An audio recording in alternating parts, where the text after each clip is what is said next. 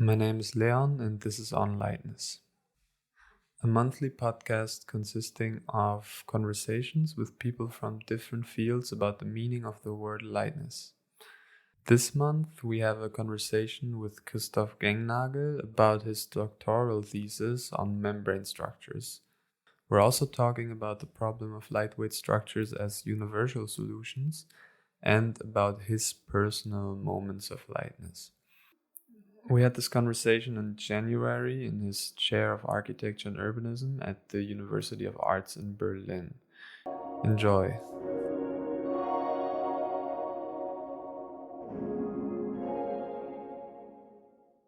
We are going to talk about lightness. I like to split the word lightness in the three definitions. Lightness in the sense of lightweight, lack of weight.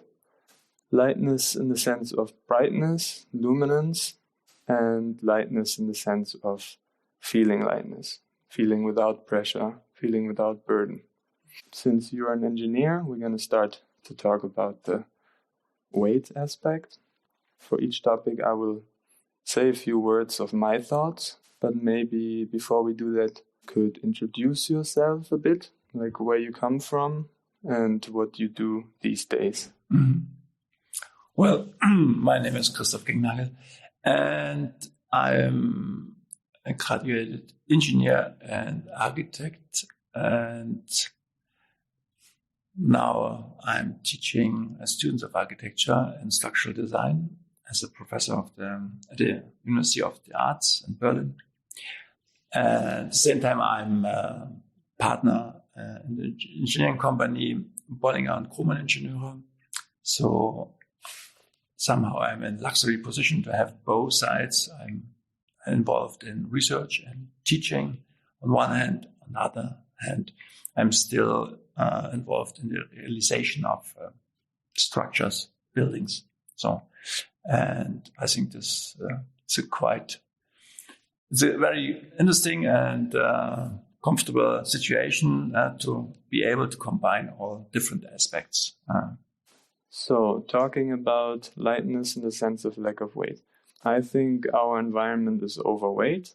According to Werner Sobeck, each individual in Germany has 480 tons of building material assigned to them. You probably know this. I think we hide a lot of forces in massive walls.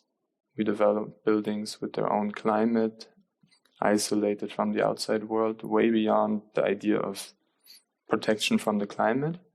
I think privacy and comfort have, in a way, led to this, or they have kind of overfed our buildings until they became overweight. And this is, of course, very simply said. It's a very complex topic. But I do dream in a way of a lighter built environment where we can also see the shape of forces and have more honesty and more interaction between outside and inside. Your doctoral thesis was a thorough work on mobile membrane structures. What do you remember from studying this, and how did this topic come to be for you? If I'm trying to rethink my thesis, well, I think the whole topic, lightweight structure, came up when I studied in the first place structural engineering, and years later I started to study architecture as well. And during my second or third year in architecture, I discovered the work of Isla, Frei Otto, and other well-known pioneers in lightweight structure, but especially in white, from the architectural side. I was completely fascinated by the idea shaping forms or shaping structure according to the force flow, and I was fascinated by the beauty of the results of this process. So I tried to get more knowledge about this. So I was starting to learn something with form finding tools and stuff like that.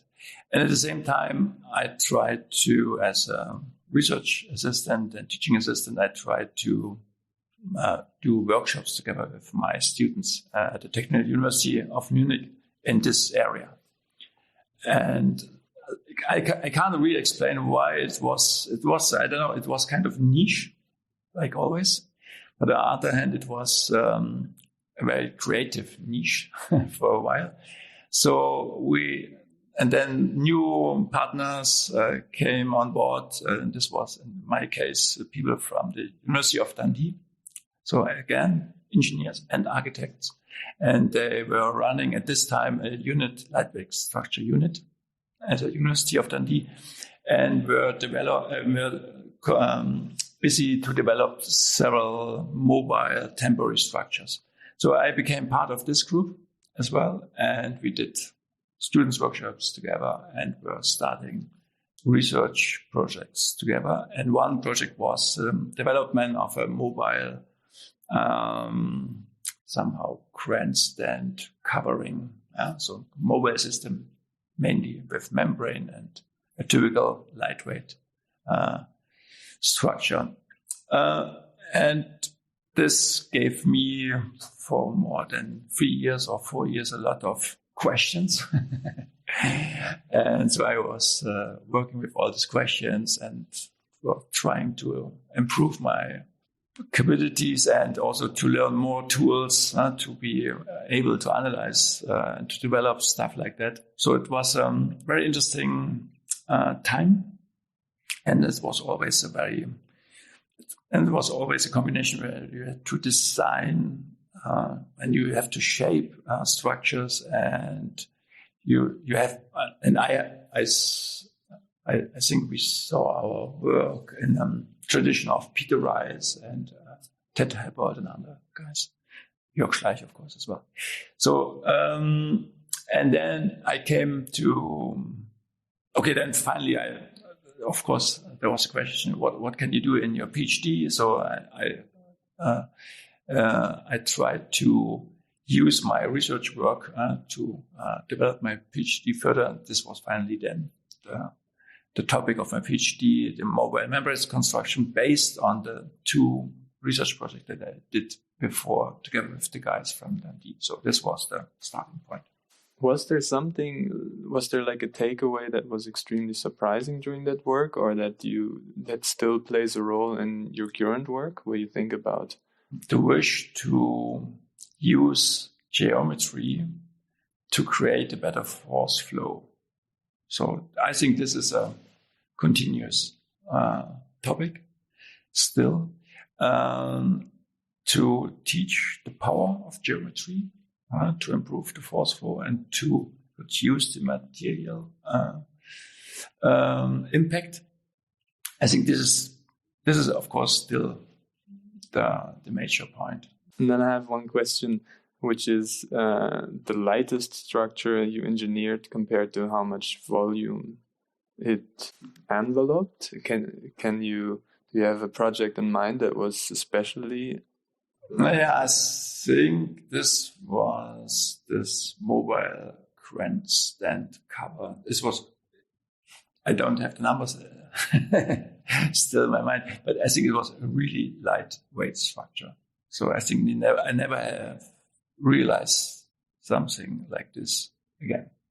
Where do you most see this this excitement you had with this topic of your PhD in the work you're doing currently to push the building transition, kind of?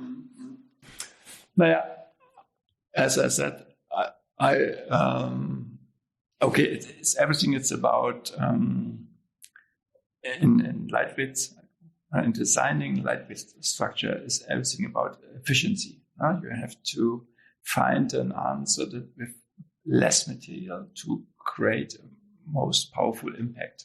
So in aesthetics, but even in any use as well.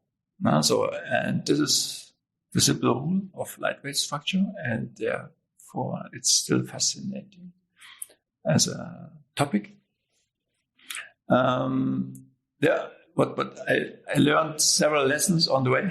One lesson was with this project that I mentioned before, is we developed I would say still a very smart solution, but then we had to learn that nobody was able or was prepared to pay the money because it was very clever, it was super efficient, but it was not the cheapest solution. And especially in the world of mobile structures, it's always, the question is, what is the cheapest answer? And we had a very clever answer and a materially efficient answer, but it was not the cheapest one. And therefore, in the beginning, we were completely financed by third-party money, and it was great. We developed a smart answer. And then we came to the point where the question was, if you would need more money, then you would have to explain how much of this solution you can sell per year. Then we can tell you how much money we can give you to develop the final solution. So we did some marketing analysis and stuff like that and came up with a figure. And then the other party was saying, well, then we have to stop it. Because you never will afford your development costs because the market is so small. Maybe you have a brilliant solution, but at this time in this market, it will be the cost to develop the solution is too high. It will take more than 8 years to get the refund. So this was one lesson. It's not enough to have just a cool idea. You have to answer the economic issues as well. And this was one point. The other point was then we came up with this group, active bending group, and together with Julian Lienhardt, we did a lot of stuff, exciting and blah, blah, blah, and so on. We were not able to find an answer where in architecture you can really use all this, where you can use the tools, where you can use the methods. We were talking about facades, we were talking about roofs, but everything that is transformable, it's for transformable structures always difficult to be at the same time a climate surface. At the same, to fulfill every constraint that a building envelope has to fulfill. This is a real issue. When we look back, then we thought, now we have these questions, how it's about the transition in the building industry.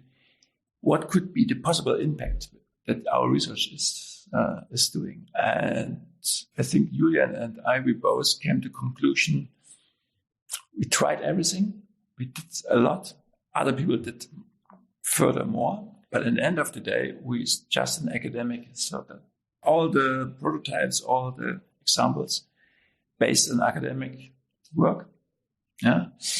We have been able to create the jump into the industry. Now maybe Knippers and his team, after 10 or 12 years, they did the first facade with this transformable systems. And we will see if this is a turning point or not. We will see. I'm not sure about this, but I'm afraid it's, again, the question, what is the economic solution? And therefore, I came to the conclusion for myself and for our team that we have to shift our research focus a bit. So to shift more to question, what can we change now? Still with the idea of lightweight structure in our mind to be most efficient as possible. Reduce material, reduce emissions, and at the same time to be powerful in terms of design, creating aesthetic interesting structures and so on. So I think this is still the goal, but I think we of course we still work with geometry to find a better force flow, but it's not to be light as possible. It's more about find the best possible answer. And especially it's about a building envelope. It's about ceilings, because ceilings is our big issue. If we want to change the way how we are building, then we have to change, from my view, we have to change especially the sealing systems that we are using at the moment, because this is a huge material amount and the big volumes. And of course, we have also to rethink our facades. That's true. What is the building envelope and what are the constraints to the building envelopes? It's about climate and it's about acoustic and so on and so on. It's not enough to make everything super light and finding the nice shape. It's not enough. Mm-hmm. It's very interesting because I think the two realizations you had are very much the reason why we don't have lightweight structures everywhere. Because it's not too compatible with the industry because it's so far away from the standard that people are used to when you think about housing. What I also find interesting is that this lightness comes at a higher cost in a way. Sometimes also now working at this tent place to find out how much it costs to just have this membrane roof, people are very surprised. And in my head, I compare it a bit with this camping equipment. Sometimes you have this super light, super efficient stuff, and it's super expensive. And people are like, how come? Because it's really hard to design something this efficient and to produce it. Does a lack of weight in housing result in a lack of comfort? The fascination of lightweight structure for an architect and for an engineer comes as well from this beautiful traditional tent structures from North Africa and so on and so on. This is one very strong impact, and the other impact is, of course, examples in nature like the spider web and so on and so on. In both applications, it's a very specific answer for a very specific situation. Yeah? The spider web is a very optimized answer for a very special creature. And it's much more than just, it's not a surface, it's a hunting tool. It's everything, so to say. And but it's super specific. And the same is with the tent of the Bedouins. And our daily question that we have to answer is buildings, I don't know, in the middle of Europe, in a city, with a very complex environment, with a lot of different impacts. And the user is not typical, and it's not a very specific spider. It's a human. So, and there are a lot of different humans, and we're trying always to find a universal answer. And this is maybe one reason why it's so difficult to implement the idea of lightweight structures from the last century, like Frei Otto and all the others, or get out of this niche, because the majority of our buildings has a very complicated profile. They somehow they are a universal answer, and a lightweight structure is never a universal answer. It's a very specific answer for a specific situation.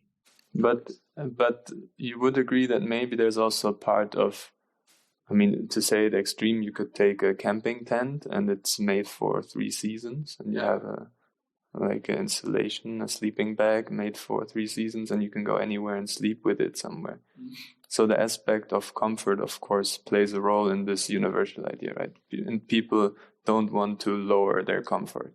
So this is the next point. This is the promise of the last century, that we as humans are able to build something that gives you a very high comfort everywhere, under every condition. This was the promise of the 20th century. And this is, again, difficult to answer with lightweight construction because from their DNA, it's exactly not what a lightweight structure is. It's not a universal answer. It's a specific answer. I think this is so, and therefore to implement lightweight structure and to broader use would, of course, comfort is a huge issue because I'm doing also a lot of hiking and kayaking, and I live for a lot of times in a tent as well. And I like it, but it's a different kind of comfort. But it's for the majority of the challenges, it's not, it's too specific. I think that's the point. Maybe that's also often the reason why these structures are very beautiful. Apart from taking the shape of the forest, they also take the shape of the exact thing that they are meant to do. So they have this honesty in their exactly. No? So, and if you think about known examples of membrane structure, there was a sports hall in Nottingham for several years. Everybody was publishing this as a first example that a membrane can really do a full building. And in the end of the day, it's a wrong concept. No? It's membranes, for example, are great to be just a roof, but never a building envelope. No? So, and all the beautiful lightweight structures are somehow following this idea. No? And if you're looking on the other examples where we try to twist the lightweight structure concept in a full building application, then I think at the end of the day, the result was not really satisfying. Yeah. Surely there is people who could live much less massively, I would say. There's examples of it, of course, but yeah, it's really hard to implement this in the field and the quest that you are taking. From my personal experience, if I'm a nomad, walking, traveling, the tent is, the super lightweight tent, for example, a Bohilleberg tent is very nice because it's exactly what I need for this, because I'm a traveler. But if I'm not traveling, then I have other properties are getting more and more important. The lightness has not such an importance anymore, but noise cancellation is super important. Maybe then.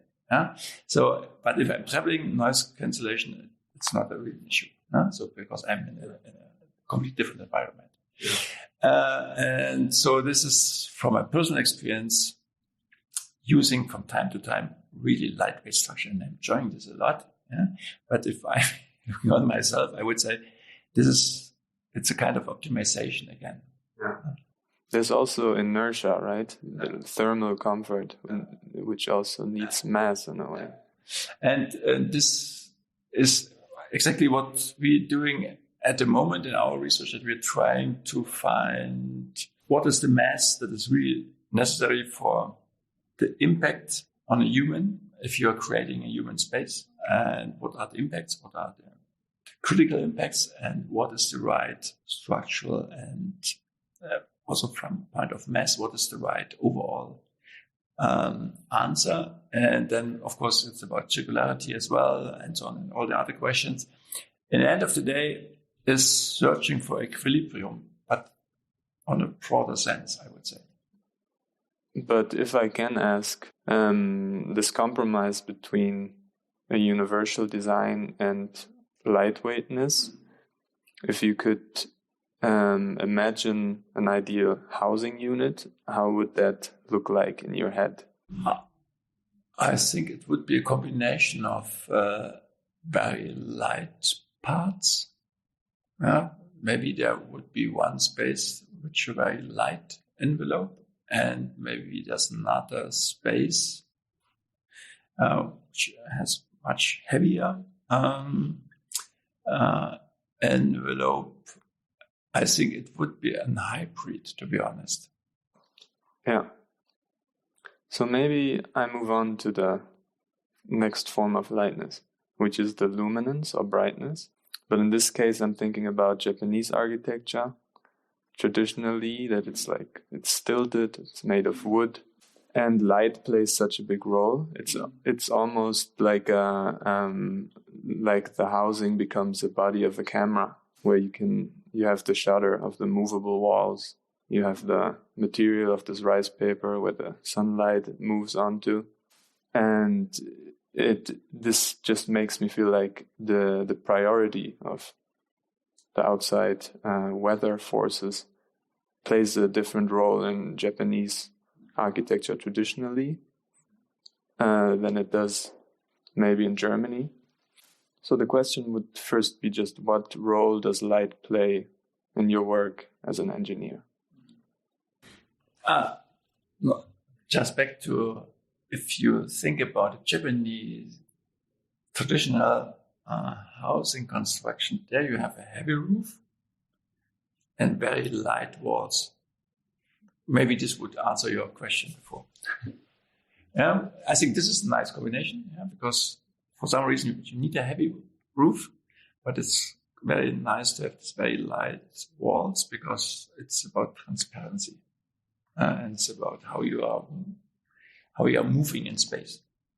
Okay, but now it's about light. I think designing spaces with light is a very important topic in architecture. It's not really taught, unfortunately. I don't know why. When I was taught architecture in Munich, I think we had just one lecture about light. I think this should be, because light it's not only about brightness, it's much more, designing with light. Same is with acoustic. I think humans recognizing space a lot about acoustics. Nobody's talking about this in architecture, unfortunately. And the same is with light as well. No, I think if you rethink how you grew up and what was very strong influences in your discovering of spaces, then especially for kids, it's quite often a combination with space, light, sound. So that means the atmosphere of a space is really created by light and by acoustic, and of course by material as well. So therefore, back to your questions, I think light is playing a huge role, but it's not like that 20 or 30 years that we are using glass for everything.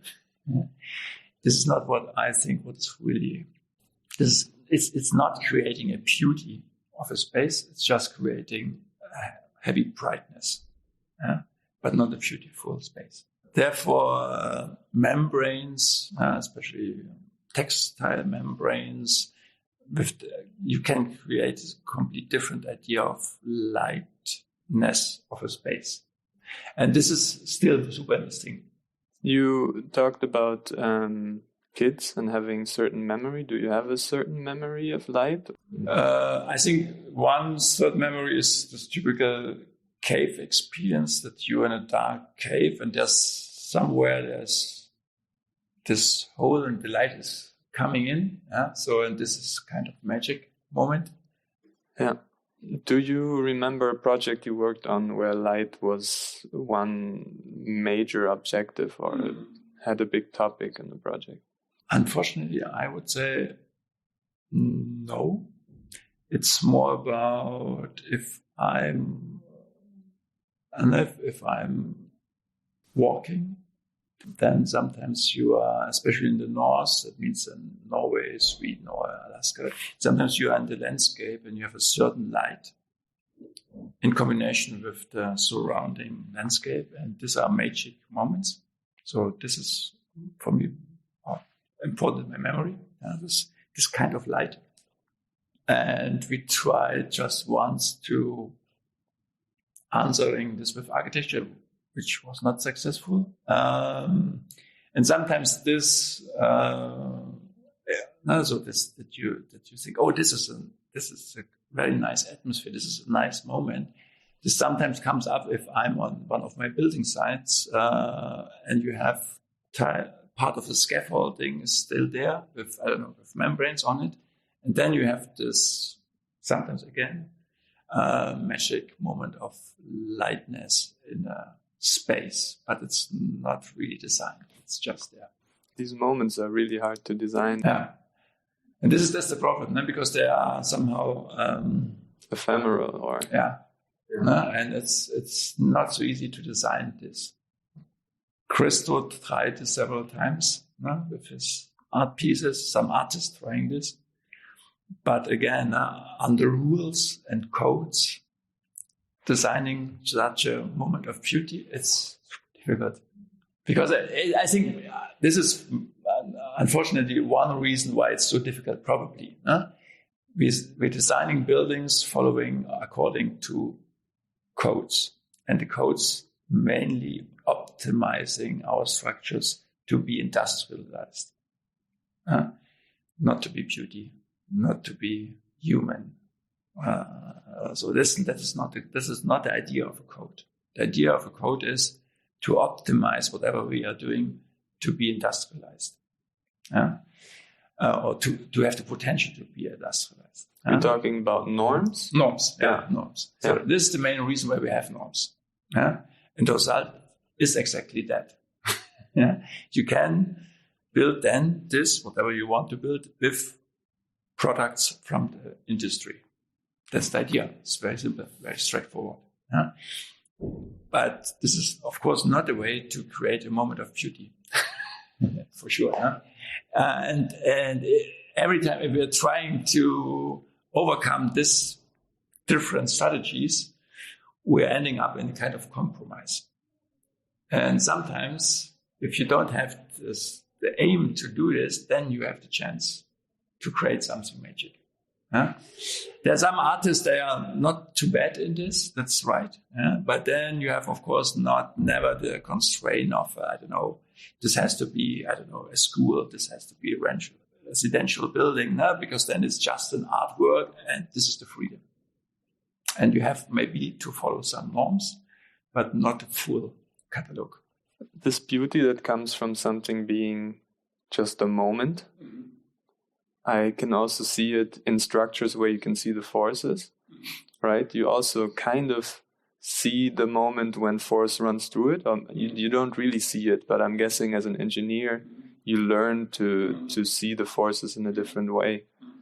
Those structures are a way to build something that's permanent, but it looks like it's ephemeral in a way, or there's a beauty in that. Also, old iron bridges, they look. That's what fragility is. That's right. Yeah. And it's really beautiful when it becomes something. I mean, nothing's permanent, but if it becomes something that resists time and elements, but it looks like it wouldn't, kind of. How do you look at the built environment as an engineer? If you look at a bridge, you can probably quite fast figure out how forces run through this. Was that a major moment in your life where you started seeing forces? Okay, good question. I think I really, funny enough, it really became a generic topic for me when I started studying architecture. Because as engineers, students of engineering, never really was taught like that, unfortunately, which is a shame. Nobody was talking about the beauty of shapes and forms and how this could probably come together and so on. So this was not part of our education. It was a good education at the end of the day, but this was not a part of it. And we learned a lot how we can analyze something and how we can. I think the analyzing everything is a bit overrated in education of engineers. It's not enough teaching and creating something. It's too much analyzing everything. It's not enough creating something. But this, in the end of the day, is the real task of an engineer as well. It's the same as in architecture. The idea is that you're creating something. And analyzing structures and so on is part of this creating something. And this simple rule never we never had really in our mind when we studied engineering, unfortunately. So, but I discovered this studying architecture because everybody is talking all the time about designing something, and design is everything. So it's again maybe also not the perfect answer, but because if you're designing something, of course, you have to understand rules and you have to develop your own rules and you have to develop tools, and you should be able to develop tools to do exactly what you want. And this is sometimes that is what I'm missing in the education of architects, that they are less and they're more and more dependent by a specialist and can't do anything because they need every time a specialist for this and for this and for that. And so they have less possibilities to really to design with your own knowledge what they want. And I think it's a kind of conflict. And the only answer to this is to do everything much more simpler. Trying to be simple in your design, because then you can, with your knowledge as an architect, even as an engineer, you can really still be able to holistic. The beauty of architecture is the idea that it's possible to do everything in a holistic approach. This is still a cool idea of architecture. And for my biography, I would say it's same in engineering as well. The real cool point is if you're trying to answering whatever the question is in a holistic way. So maybe it was a good idea to first study engineering and then architecture. Yeah, looking back, yes. It was not clear in the beginning, but looking back, yes. Of course. Because I studied architecture and found out that I have an interest in engineering. I never learned the analytics of it. So this is still a challenge in teaching, how much analytical tools we have to teach to students of architecture, because it's if I'm looking back, because with all my engineering knowledge in my mind, I never will be able to do specific architectural design, because I'm not free enough anymore. No?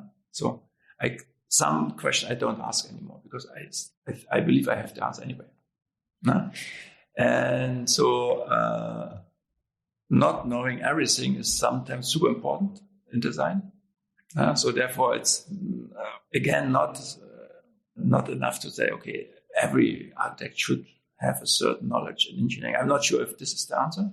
Yeah, it depends by the person and depends by the development of the person. So I think it's okay for me. It's okay, but at the same time, it creates a certain limitation.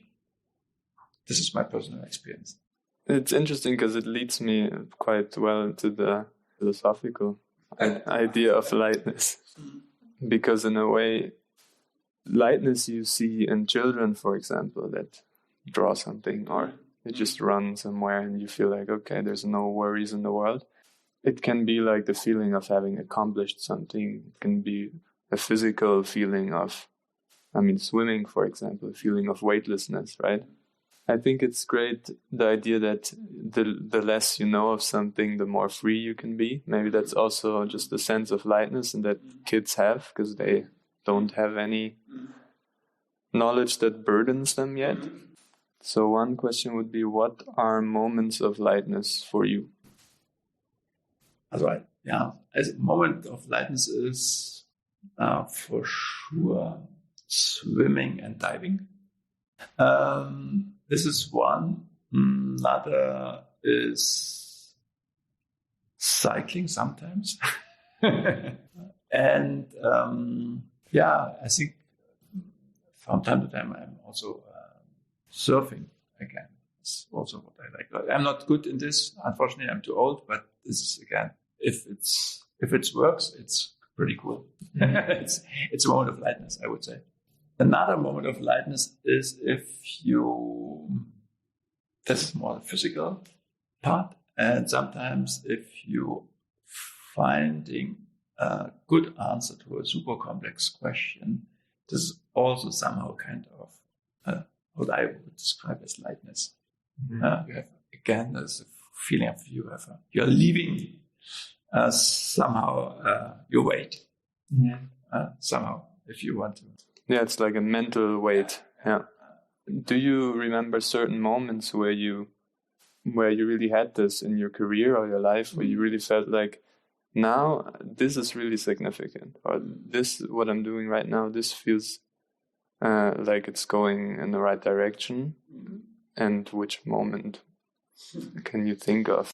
As I said, for a lot of situations when I was hiking, climbing, or diving or swimming, there are several moments like that. Yeah. In my more professional career, I would say, good question. I never thought about this like that. When we realized the tower for the Bauhaus archive here in Berlin, it's a small tower with this lot of very slender columns. And during the construction, I thought, okay, that's cool. This somehow is light. It's really light. The space is light. And it is, in this case, it's a real space. It's not just it's permanent space and so on and so on. But it has a real atmosphere of lightness. I think this is maybe the only real structure so far in my, besides this temporary stuff, is the only permanent structure that I was involved with, where we were able to create this, what you are asking for. And all the other examples were, for example, when we did this tower together with our colleagues from Denmark, and when we did the first prototype and it came up and it was starting to move in the air, I thought, that's cool, that's lightness. And then when we have realized the tower, the second time in Portugal, much higher and much more perfect. Again, it was a pretty cool moment. But again, this was more kind of art piece, temporary structure. So the only permanent structure is the small tower of the Bauhaus archive in Berlin, I would say. So this is the professional part. And as teacher, there are a lot of moments, I would say. I haven't any specific moment, but it's happened often. I have one last question, which comes also to this topic.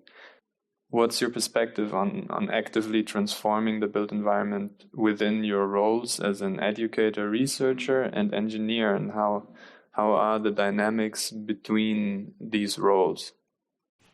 No, as I said in the beginning, somehow I'm in a privileged position because I can play in different roles, which is quite helpful because as a teacher, I can have a very high impact.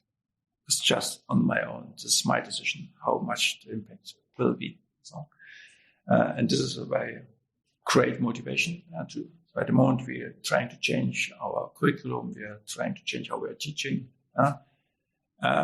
It needs time and energy, but you can do it.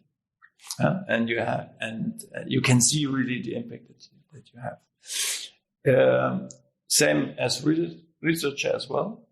It's just up to me. It's my decision if I take on this challenge or not. And a lot of course, we don't have enough money. Of course, we are here in Berlin with more or less no support from the public side. But we can do something. And I think the most difficult part is the professional one. It's a daily fight, I would say. So we're trying to, because as an engineer, the good news is as an engineer, you have the possibility to have a huge impact, much higher than, I don't know, don't fly. Well, it's not about counting your flights to your holidays, but I think you can have a much higher impact if you're changing just for one building the ceiling construction, you can save, 20% of the CO2 emissions, and you will have a much higher impact of 2 or 3 or 10 flights to, New York. So that means the very cool situation for us as architects and engineers that with the stuff that we are doing as professionals, we could do a lot, and we have the chance. It's a lot of other people in our society, they can do something, but they don't have the huge lever that we have. Well, that's the good thing. The bad thing is it's not easy. It's a lot of discussion, and of course, in the end of the day, it's always an economic problem, and I think as humans, we are in a super difficult. We're on a very super difficult point where we have to decide what is our aim. And I think there's a quote from Mark Twain. I think we are the first society in human history that is really discussing if it's economically worth to alive. This is exactly the problem that we have. We're discussing this issue. Yeah. If it's economically, it makes sense economically to have a future, which is very strange. Humans never did this before. Why that is our problem, I don't know really, but it's exactly the problem. And it's in every meeting, every day, we have this question in the end. Nobody's really talking about it like this, but at the end of the day, it's like that. Mm-hmm. No? Yeah. Well, we will see. Okay. I really like the recent work, research you did on the ceilings together with the team. I think this can be very impactful if you do it in a way that it's economically possible to do. So this is sort of what I thought. We did a lot of research in the past, very academic and high-rated stuff, but not applicable for the daily questions. And now we're trying to do exactly the opposite. We want to solve the situation now, not in 10 years. And it's still hard enough, but this is so a complete new agenda for us as a team. And I had a lot of discussion about this with Philip Block as well. And if I'm following Philip Block's work, I would say he has the same change. He's trying to develop answers that are really changing the situation right now. Yeah. So, well, maybe we are able to do it. Yeah. Great. Cool. Thank you.